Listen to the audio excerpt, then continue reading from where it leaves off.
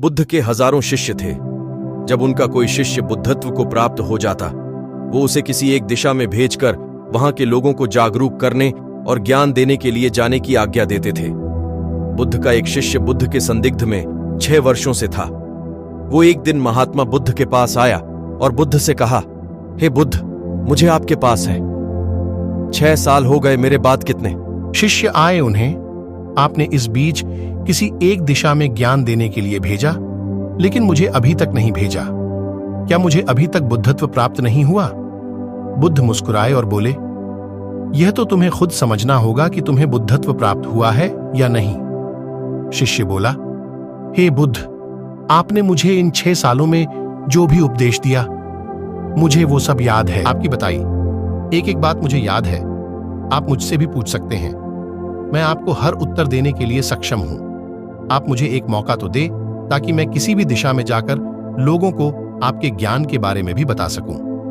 बुद्ध ने कहा, ज्ञान की बातों को याद रखने से कुछ नहीं होता। जब तक आप उसे अपने आचरण में ना लाओ, जब तक आप किसी भी चीज को अपने आचरण में नहीं लाओगे, तब तक आप दूसरों को नहीं कह सकते कि वो उसे अपने आचरण में लेकर आए। शिष्य ने कहा, जो भी हो, कृपया आप मुझे एक मौका दें। आप मुझ पर भरोसा रखें। मैं सभी को अपने ज्ञान से प्रभावित कर सकता हूं। मैं लोगों को ऐसी बातें बता सकता हूं जिससे उनके जीवन में शांति आएगी और वो शांतिपूर्ण अपना जीवन जी सकेंगे। बुद्ध ने कहा, अभी तुम तैयार नहीं हो। जब तुम तैयार हो जाओगे, मैं तुम्हें खुद ही सही मार्ग पर जाने के लिए कहूंगा। शिष्य ने कहा, क्यों बुद्ध, आपने मुझे इन 6 वर्षों में इतना भी ज्ञान नहीं दिया जिससे मैं लोगों को प्रभावित कर सकूं। बुद्ध ने कहा, ठीक है, तुम पूर्व दिशा में की तरफ जाओ। वहां तुम्हें एक गांव मिलेगा, उससे तुम भिक्षा मांग कर लाओ और वहां के लोगों को अपने ज्ञान से मदद करना। कल सुबह तुम वहां अकेले जाना और शाम को आकर मुझे बताना तुमने कैसे वहां के लोगों की मदद की। वह शिष्य ये सुनकर बेहद खुश हो गया और बुद्ध का आशीर्वाद लेकर चला गया और वह रात भर ज्ञान समेटता रहा और मन ही मन सोच रहा था कि कल ऐसे ज्ञान की छाप छोड़ूंगा कि वहां के लोगों के साथ बुद्ध भी मुझसे प्रभावित हो जाएंगे। सुबह उठकर वो महात्मा बुद्ध को प्रणाम करने गया। उन्हें प्रणाम कर वह पूर्व की तरफ निकल गया। शाम को जब वह वापस आया तो बुद्ध ने देखा कि उस शिष्य के माथे पर चोट लगी है और खून बह रहा है। बुद्ध ने उससे पट्टी की और पूछा, यह चोट कैसे लगी? शिष्य ने कहा कि बुद्धि, वहां के लोग बेहद दुष्ट हैं, उन्हें जरा भी बुद्धि नहीं है। उस गांव में भिक्षा लेने गया पर किसी ने मुझे भिक्षा नहीं दी। सब मुझे गालियां दे रहे थे। एक व्यक्ति ने तो मुझे भी भिक्षा तो दी, लेकिन नीचे फेंक कर और कहा, इसे उठा लो। मैंने उन्हें काफी समझाया, लेकिन वह मेरी बात सुनने को तैयार ही नहीं थे। उल्टा उन्होंने मेरे साथ हाथापाई की, जिससे मुझे चोट लग गई। हे बुद्ध, आप मुझे दूसरी जगह भेजें जहाँ के लोगों में बुद्धि हो, इस तरह ना हो। बुद्ध उसकी बात सुनकर मुस्कुराए और बोले कि अगर तुम्हें दूसरे गांव में भी ऐसे ही लोग मिले तब तुम क्या करोगे? शिष्य ने कहा, हे बुद्ध, ऐसे लोगों को कोई ज्ञान नहीं दे सकता। वह लोग अज्ञानी हैं, उन्हें कौन समझाए? बुद्ध ने कहा, वह लोग अज्ञानी नहीं बल्कि ज्ञानी हैं। उनके पास बहुत बुद्धि है, परंतु उनके पास खुद का ज्ञान है। अब अगर तुम किसी दूसरे के ज्ञान को चोट पहुंचाओगे तो वह कुछ तो कहेंगे ही। तुम्हें ऐसे लोग हर जगह मिलेंगे, तब तुम अपना ज्ञान उन्हें कैसे दोगे? बुद्ध ने शिष्य को कहा कि आज तुम आराम करो, कल शाम को मेरे पास आना। शिष्य बुद्ध को प्रणाम करके चला गया। अगली शाम जब वह वापस बुद्ध के पास आया तब वह एक और बुद्ध का शिष्य मौजूद था। उनके हाथ में चोट लगी हुई थी। बुद्ध ने उस शिष्य के हाथ पर चोट देखकर उस पर पट्टी की और उस शिष्य से पूछा कि तुम्हें यह चोट कैसे लगी? शिष्य ने कहा, हे बुद्ध, आपने पूर्व के एक गांव में मुझे जाने के लिए कहा था, वहीं मुझे एक चोट लगी। बुद्ध ने कहा, वहाँ तुम्हारे साथ क्या क्या हुआ था, तुम मुझे बताओ।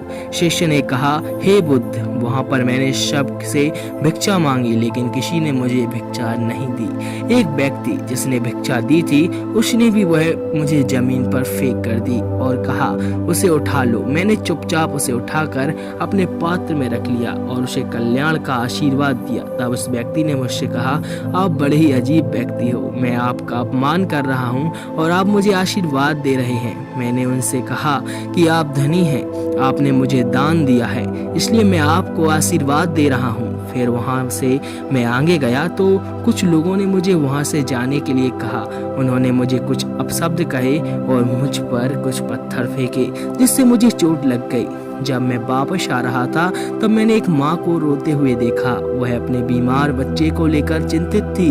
मैं तुरंत जंगल से जाकर उसके लिए जड़ी बूटी ले आया, लेकिन वहाँ के लोग मुझे जड़ी बूटी देने नहीं दे रहे थे। फिर मैंने उनसे विनती की कि वह मुझे उस बच्चे का इलाज करने दें। उसके बाद वो जैसा कहेंगे मैं ठीक वैसा ही करूँगा।